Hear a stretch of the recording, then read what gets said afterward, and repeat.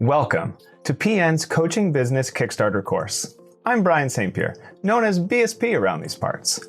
I'm the Director of Nutrition here at PN, and I'll be with you throughout the course, guiding you through each unit. In the first unit of the course, you'll start considering what your business is all about. We'll start with why and explore your deeper purpose for your business. You'll think about what makes you unique and begin defining your ideal client. You'll start the branding process by exploring business names. And you'll start setting some initial financial goals. Before we get started, let's talk about your mindset. Starting a business can be exciting. It's a big opportunity for your own financial freedom and to help other people. It can also be overwhelming, intimidating, and a lot of work. In a sense, you're just like your clients, thinking about making a big change and wondering how to do it, or whether you can do it at all. The good news is that also just like your clients, you can achieve great things by doing small daily actions starting right now. Do a tiny bit every day. You can begin by simply booking time to show up and think about some of the questions we ask. Now let's talk about why you're here. I mean, why you're really here. Getting clear on exactly why you want to be a coach will help you navigate the different decisions you make as a coach and a business owner. Most people, including coaches, start with the what of their business. In other words, they focus on the thing they're selling, for instance, their offers, packages, processes or systems, or apps.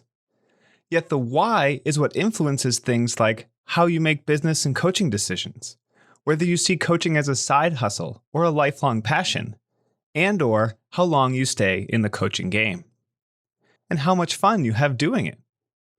Starting with why means going deeper into what motivates and inspires us to coach. It's the deeper, much more personal purpose, cause, or belief behind your coaching and your business. Once you understand your why for your business, you can identify what fulfills you as a coach. You'll pursue the clients you are uniquely positioned to help. You'll be able to make more intentional choices for your business with more clarity. And people will feel inspired to buy from you. Just like we encourage clients to find their deeper why, we're suggesting you to do the same. Once you've started asking yourself why you're in coaching, you'll naturally start to think about who you will be coaching. As a coach, you might want to help as many people as you can. As a business owner, you actually want to narrow down the type of people that you want to work with. Who exactly do you want to connect with, help, and serve? This specific type of person or people with their specific concerns and situation is your niche, the kind of people who make up the bulk of your business. At first, it may not be obvious who your niche audience is. 3 groups of people you might consider are, first, people who all have similar goals, values, and traits. For instance, you might work well with high-performance go-getters who are competitive and always looking for their next push-the-limits goal.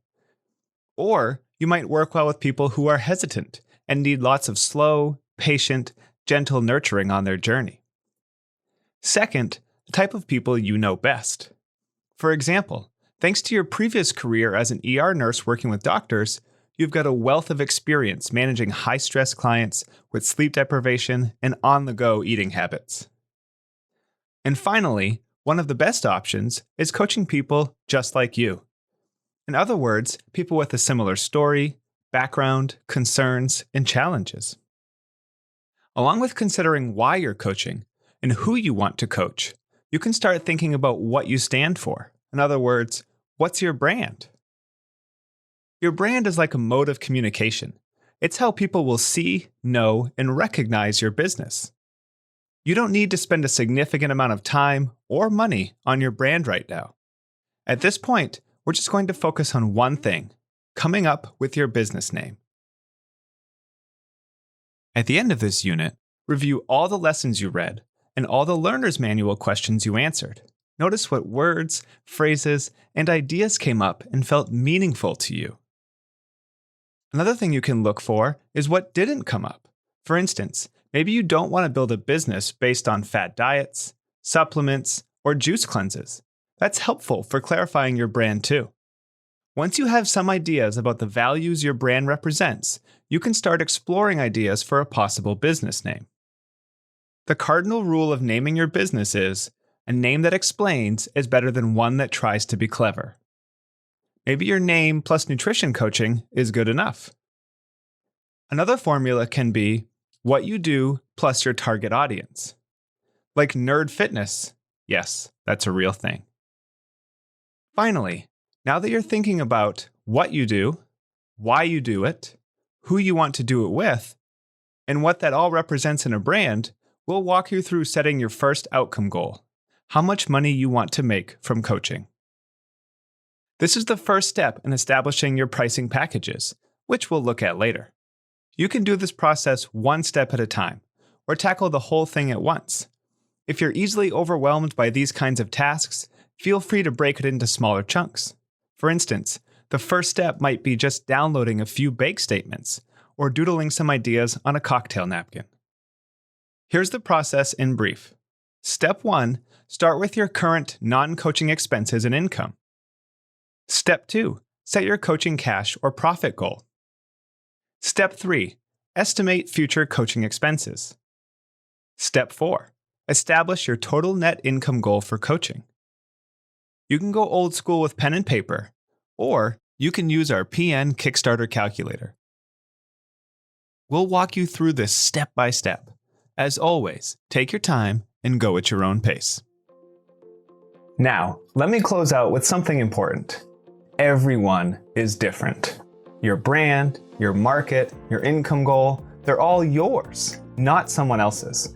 Forget about all the fitness business gurus, talking about their magic formula for 7-figure income.